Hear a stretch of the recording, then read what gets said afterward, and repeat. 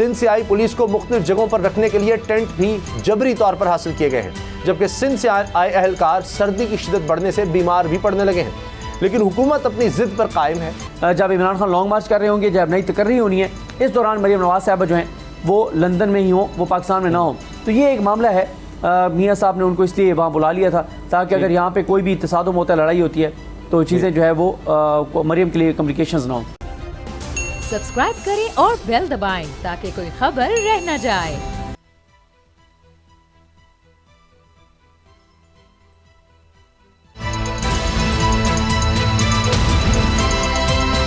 अब पता चला। बिस्मिल्लाहिर्रहमानिर्रहीम, अस्सलाम वालेकुम। मैं हूं मोहम्मद उसामा गाजी और आप देख रहे हैं अब पता चला। आज के प्रोग्राम में बात करेंगे ऐसे हुक्मरान कि दुनिया हैरान, बल्दियाती इंतखाब या ड्राउना ख्वाब और वज़ीर आज़म की तबीयत ख़राब। उर्दू का मुहावरा है काम के ना काज के दुश्मन अनाज के। ये मुहावरा पाकिस्तान में इस वक्त कहीं फिट बैठता है तो वो 13 जमाती इम्पोर्टेड हुकूमत है जिसने अवाम महंगाई से निजात के सब्ज बाग दिखाकर एक अच्छी भली हुकूमत को साजिशों के जरिए चलता किया। लेकिन इन तजर्बाकारों को जब खुद इख्तिदार मिला तो मुश्किल फैसलों के नाम पर अवाम की चीखें निकलवा दी। महंगाई और अवाम की तकलीफ बढ़ती रही और ये तजर्बाकार खुद को रिलीफ पर रिलीफ देते रहे। अवाम को कहते रहे कि जहर खाने के पैसे नहीं, मगर वजीर इतने बनाए कि महकमे कम पड़ गए। मगर इन तजर्बाकारों ने काबीना में भर्तियों का सिलसिला रोका नहीं। अब इनके ताज़ा कारनामे पर भी दुनिया हैरान हो रही है। मुल्क की मईशत का भट्टा बैठा हुआ है। वज़ीर आज़म शहबाज शरीफ इमदाद के लिए दुनिया भर में मांगते फिर रहे हैं, लेकिन दूसरी तरफ लॉन्ग मार्च का खौफ इतना है कि ये मार्च अभी इस्लामाबाद पहुंचा नहीं और इन तजर्बाकारों ने इस मार्च को रोकने के लिए सरकारी खजाने से 52 करोड़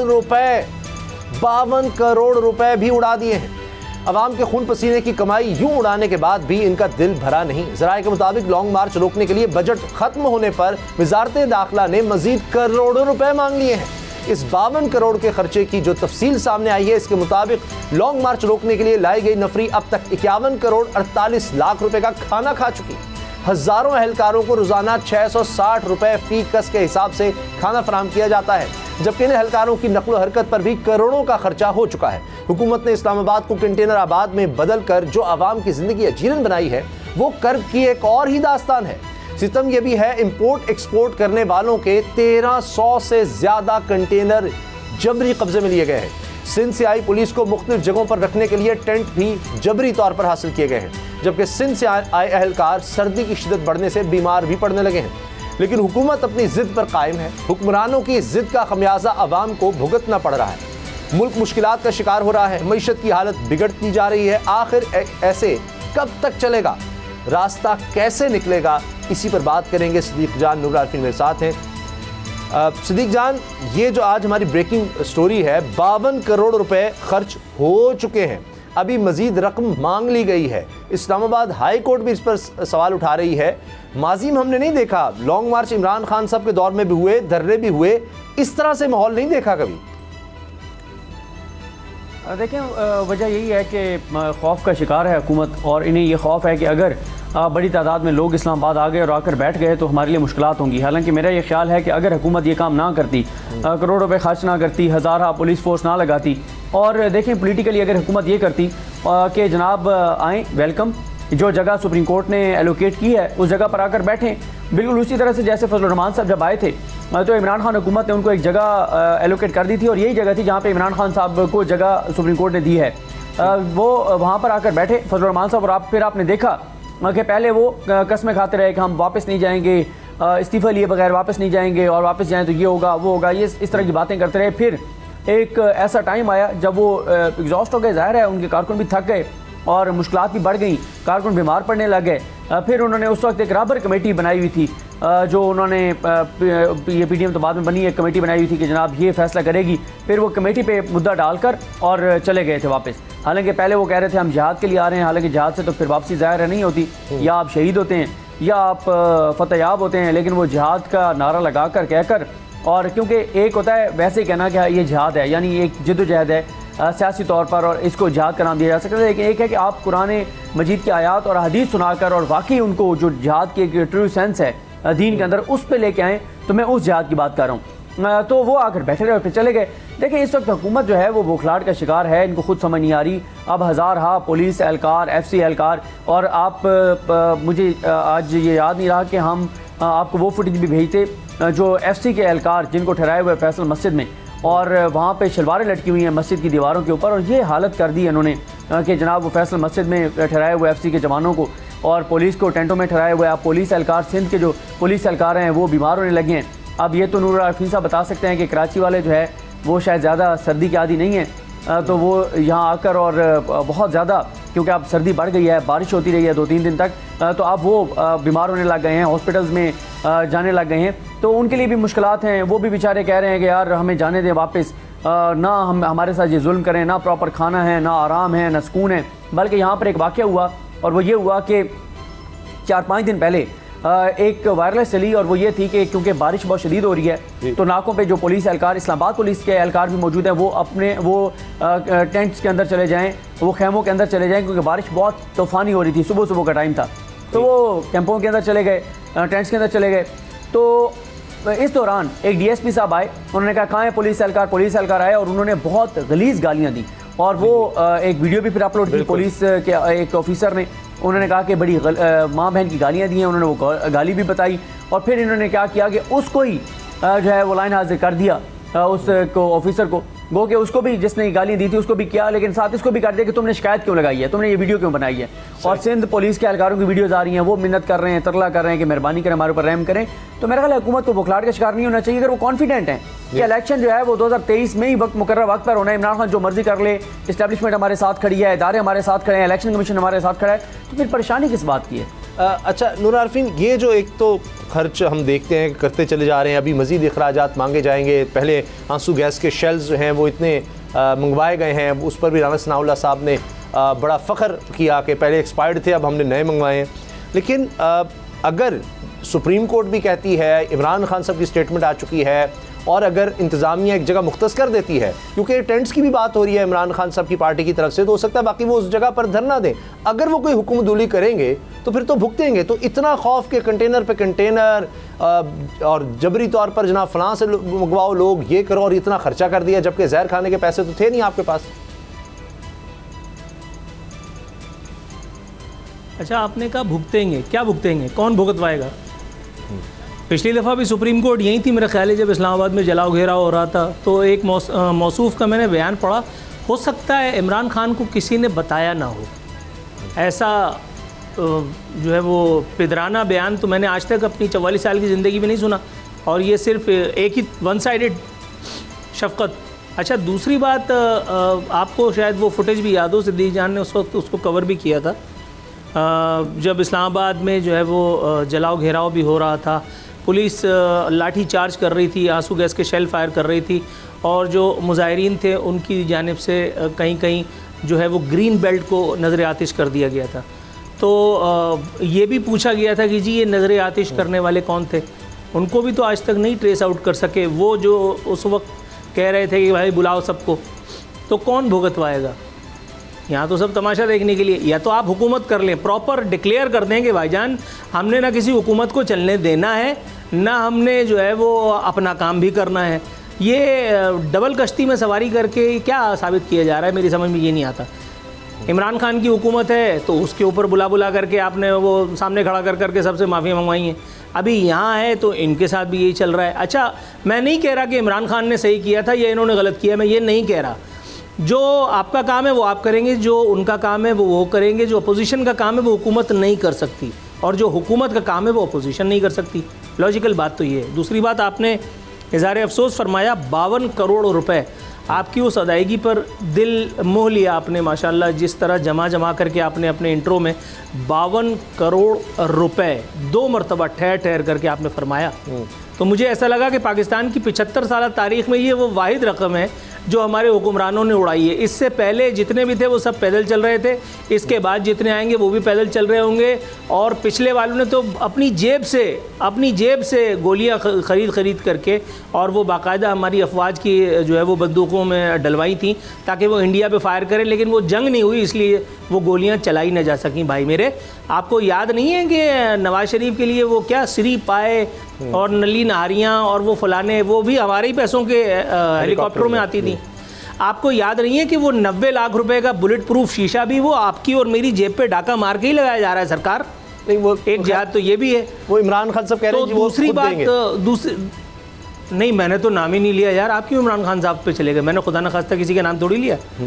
ये तो अजीब सी बात हो गई। बहरहाल मुझे ज़रा कंटिन्यू करने दी। आपने फरमाया कि 52 करोड़ रुपए। ठीक है ठीक है, आप बात मुकम्मल करें। अच्छा ठीक हो। दूसरी बात ये कि आपको शायद वो भी याद होगा कि पिछली वाली सवारी ने 1 अरब रुपए, ज़्यादा नहीं 1 अरब रुपए आवन जावन में वो 55 रुपए वाले हेलीकॉप्टर की सवारी से मुस्तफ़ीद होते हुए गुजारे थे।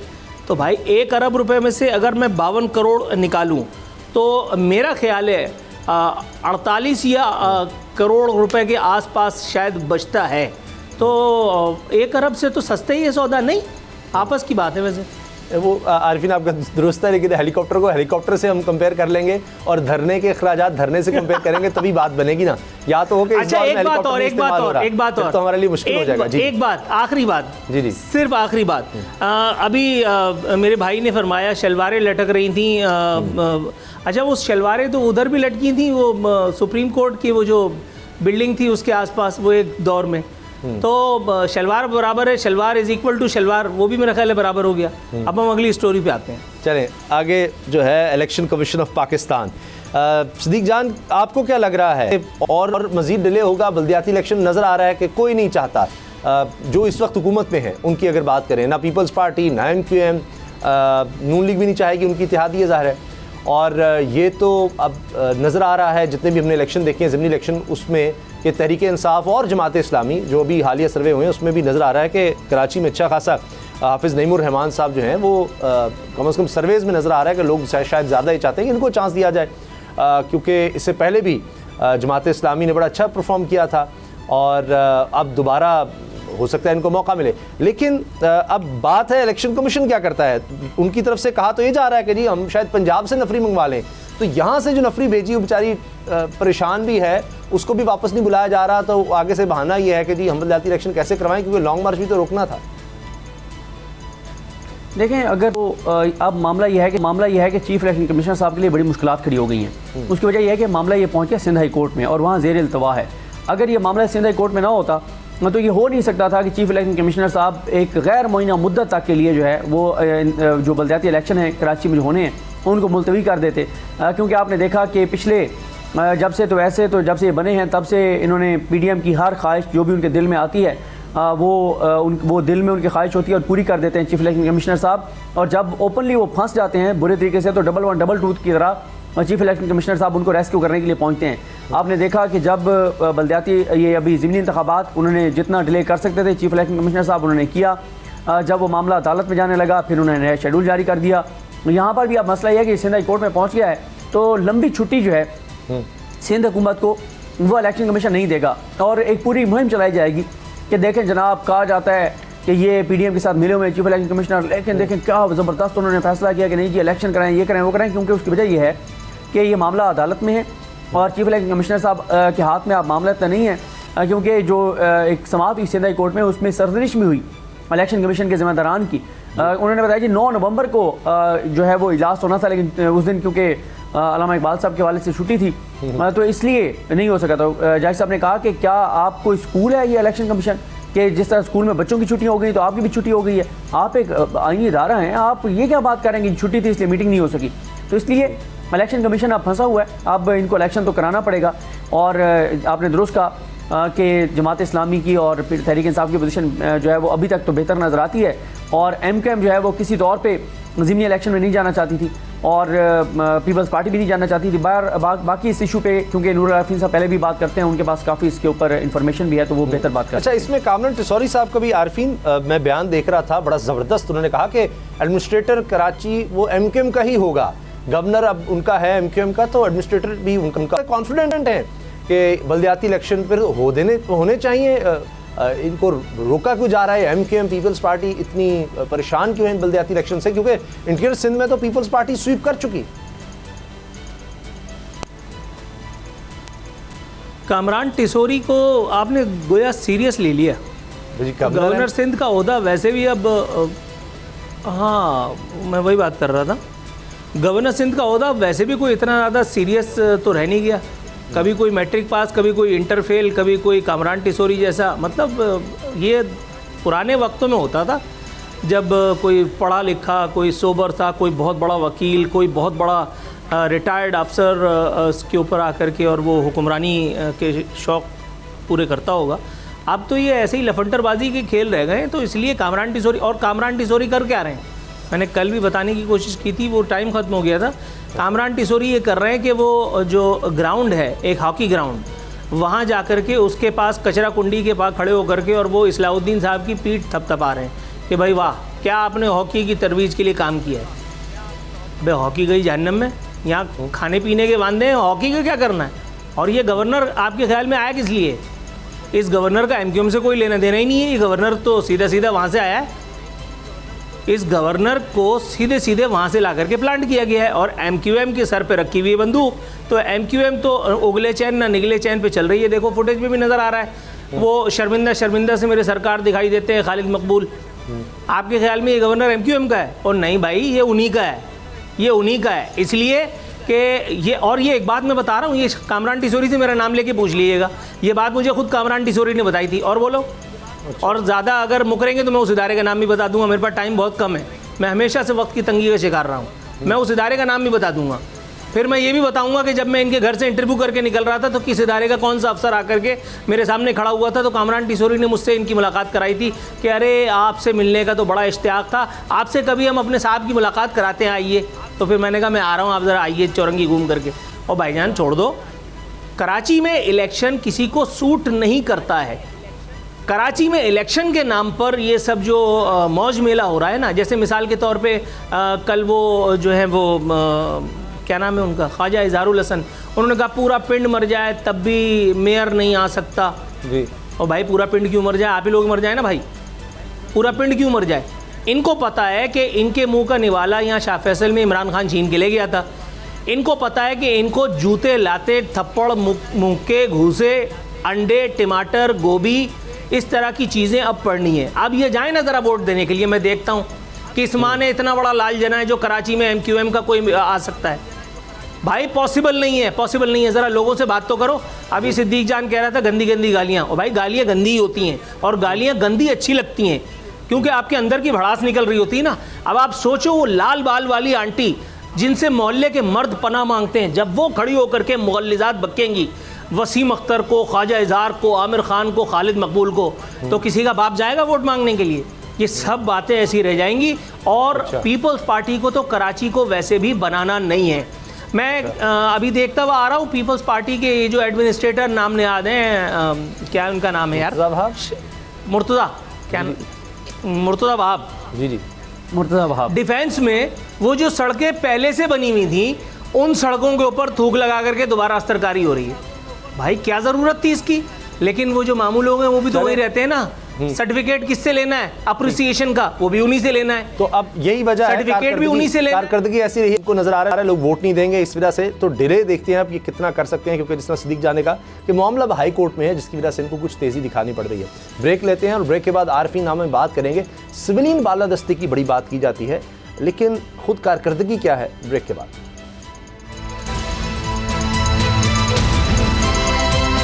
अब पता चला,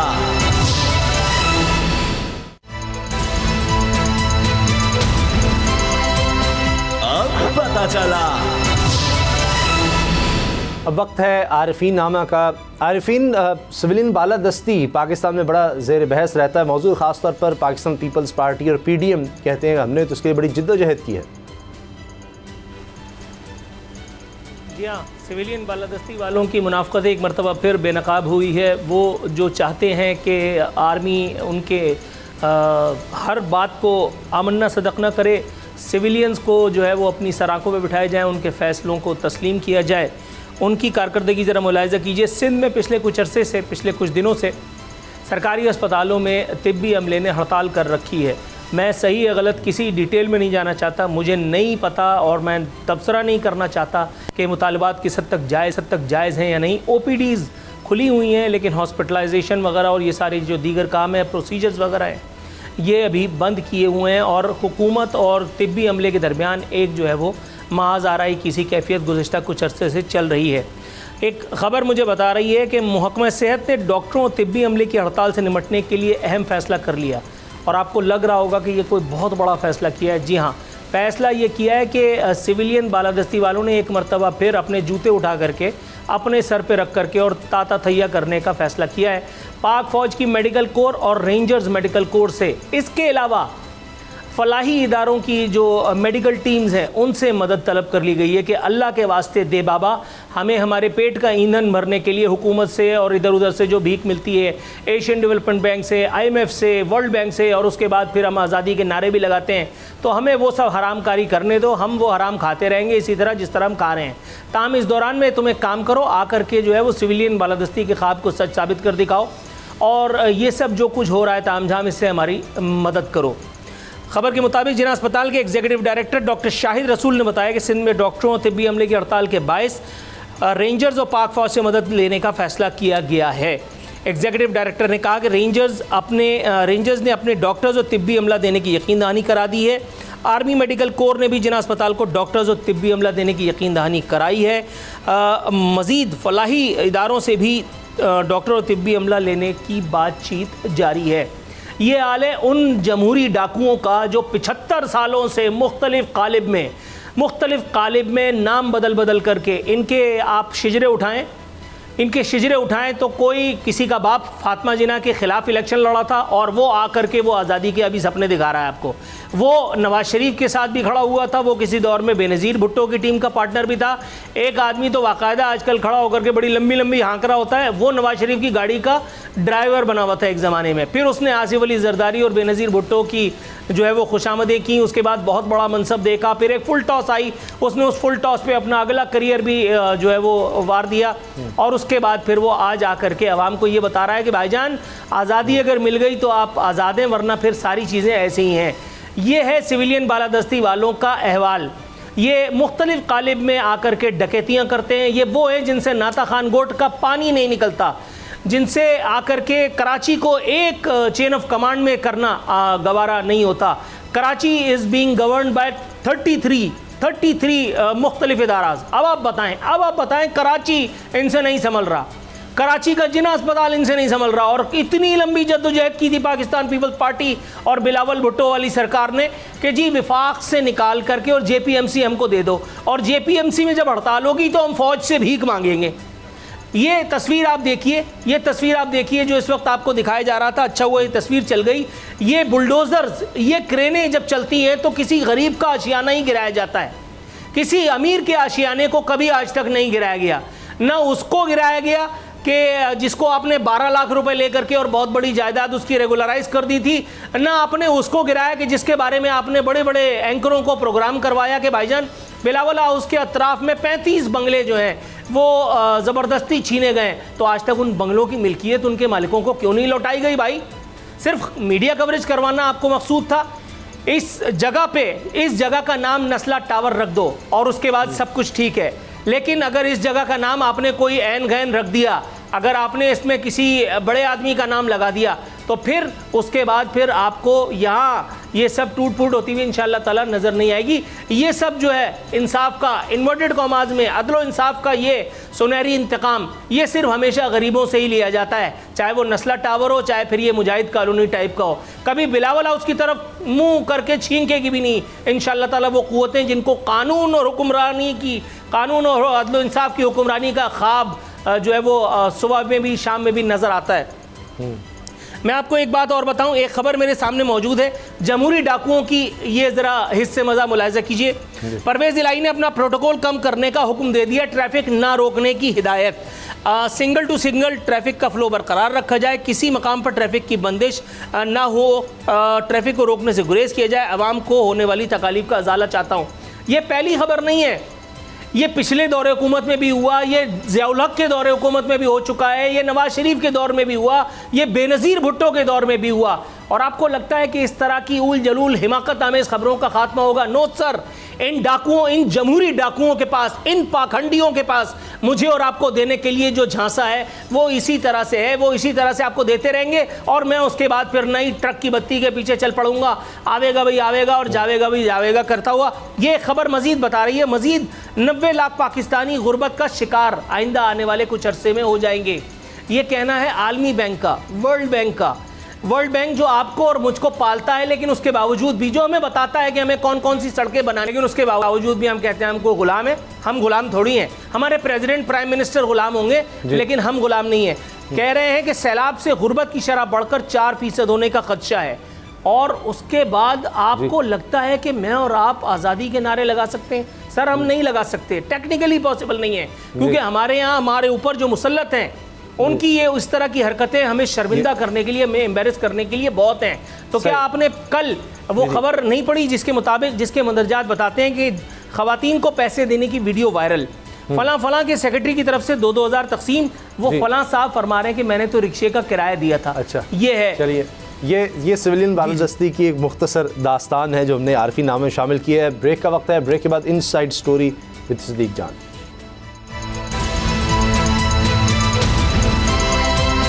अब पता चला।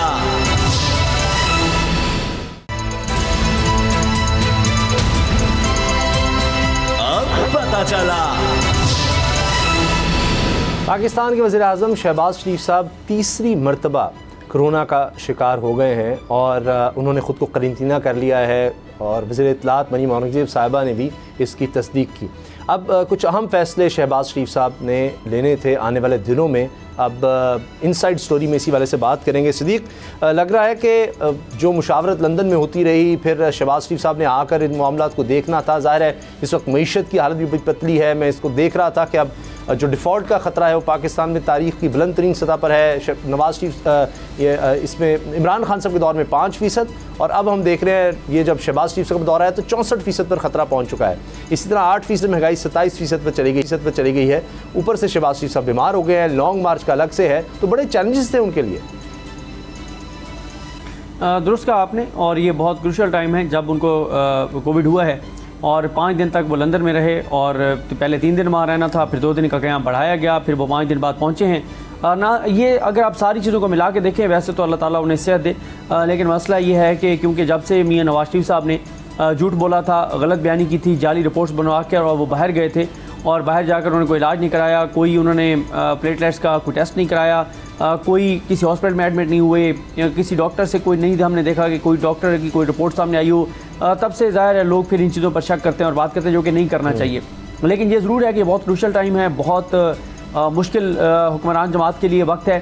एक पहले ख्वाजा आसिफ साहब कहते हैं कि जी बिल्कुल हम जो मियां मोहम्मद नवाज शरीफ हैं उनके साथ हम मुशावरत करने गए थे आर्मी चीफ के हवाले से, फिर उसके बाद रिएक्शन आता है और कुछ जगहों से बहुत हुकूमत को के ऊपर दबाव आता है और हुकूमत को कहा जाता है, हुकूमत की ज़रा खिंचाई की जाती है, क्लास ली जाती है कि आप सबको एम्बेरस कर रहे हैं, आप सबको जो है वो लोगों का दबाव सब पर बढ़ा रहे हैं। ये बात कह कर कि आप मियां नवाज शरीफ से मुशावरत कर रहे हैं, क्योंकि मियां नवाज शरीफ ज़ाहिर है पाकिस्तान के आइन और कानून के मुताबिक इश्तिहारी हैं, मफरूर हैं। तो उसके बाद फिर उन्होंने पैंतरा बदला, उन्होंने बयान बदला, उन्होंने यू टर्न लिया, उन्होंने कहा कोई मुशावरत नहीं हुई।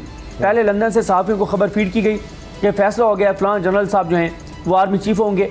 अब कहा जा रहा है कि नहीं, ऐसा फ़ैसला नहीं हुआ। और फिर इसमें ये देखें कि आज ही सदर पाकिस्तान, क्योंकि सदर पाकिस्तान के हवाले से चल रहा था कि सदर पाकिस्तान जो है वो बैरून मुल्क भी जा सकते हैं, ये क्या सराही है, ये अफवाह है, इसकी हकीकत से अभी तक कोई तल्लुक नज़र नहीं आता।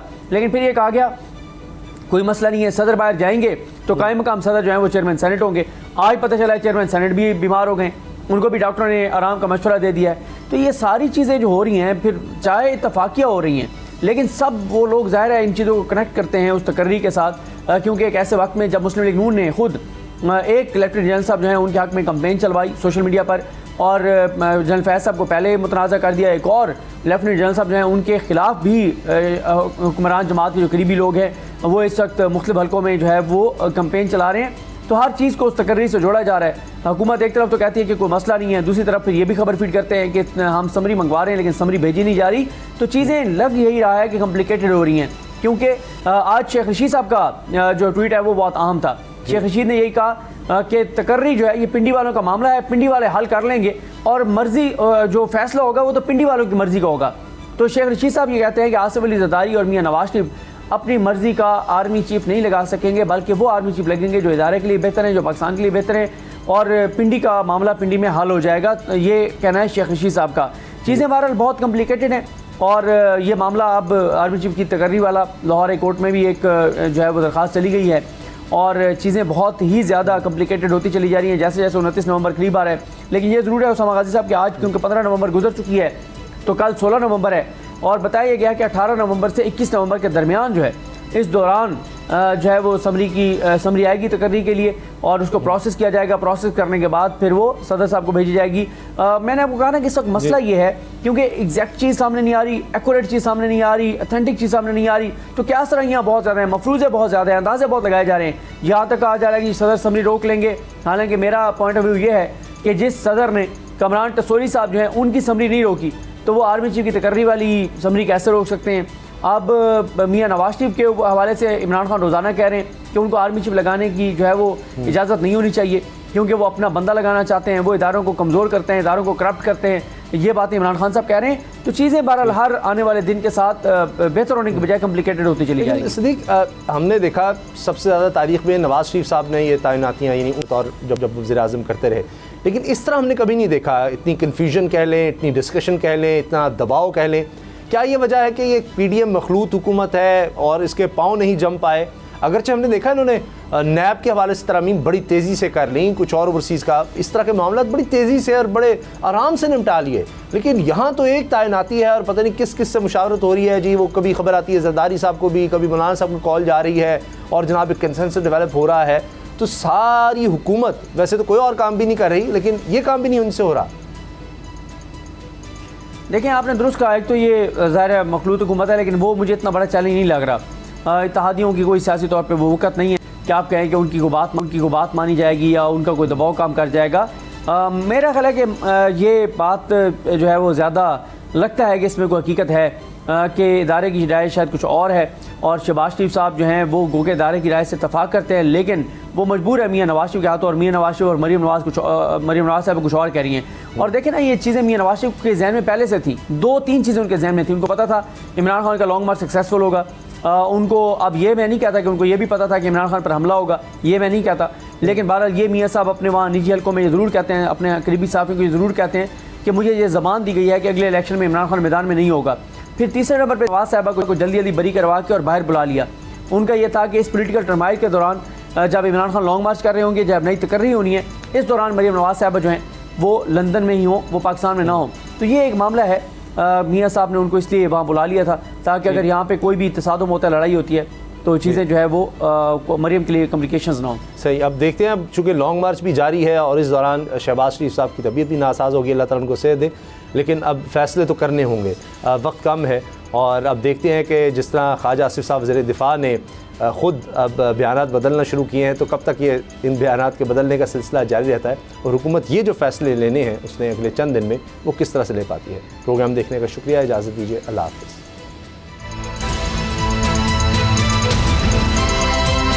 अब पता चला। अगर आपको ये वीडियो पसंद आई तो सब्सक्राइब करें और बेल पर क्लिक करें। कप्तान का हकीकी आजादी मार्च, बोल न्यूज की खुसूसी कवरेज।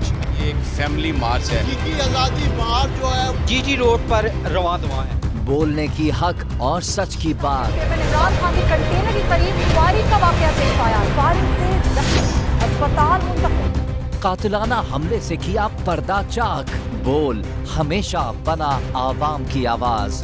को वेलकम देना आजादी मार्च के लिए बहुत अच्छी कवरेज की है। ये मार्च है तो जबरदस्त कवरेज। सब्सक्राइब करें और बेल दबाएं ताकि कोई खबर रह न जाए।